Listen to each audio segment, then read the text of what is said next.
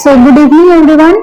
So today my topic is aviation. First of all, let me introduce myself. My name is Payal Kundu and I am right now studying in JT Aviation College, and my main subject is aviation in BBA in aviation management.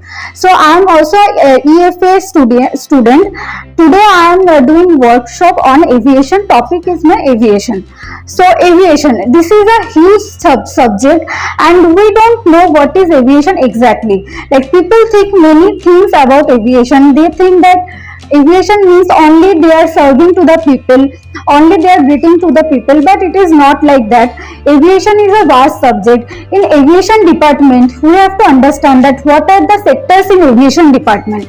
First of all, let me come to the points that what are the department in aviation industry. So in aviation industry, first of all is a customer department, customer service department, then security department, then engineering department, then many RAM department and many more departments. And the most important department is pilot department and the cabin crew department. So it's all interrelated, and it is not like that in security department they have the huge responsibility for their customers, and these departments are very rigid about their work, because they think that if they are not going the good performance, they will not satisfy the customers. And who all are the customers are the god for us, because they are the main revenue for this kind of departments. And also in cargo department there is a transport and import work, export and import work, and they are sending the goods outside and they are importing the goods from the outside and they are importing to India. So it is not like that they are just greeting to the customers and they are just satisfying their customers needs.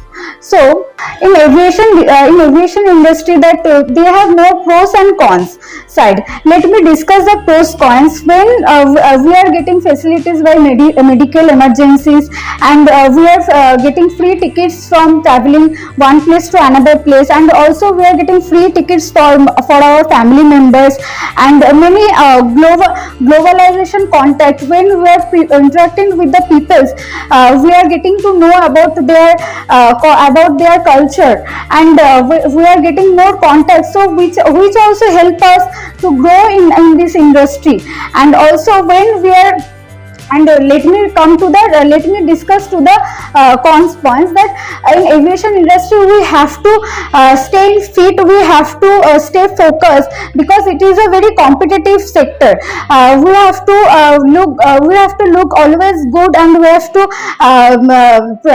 satisfy the customers with the present smile on our face. So, and also in aviation industry, we let people think that they are just doing the night shift, so they have to sacrifice more, because it is not like that.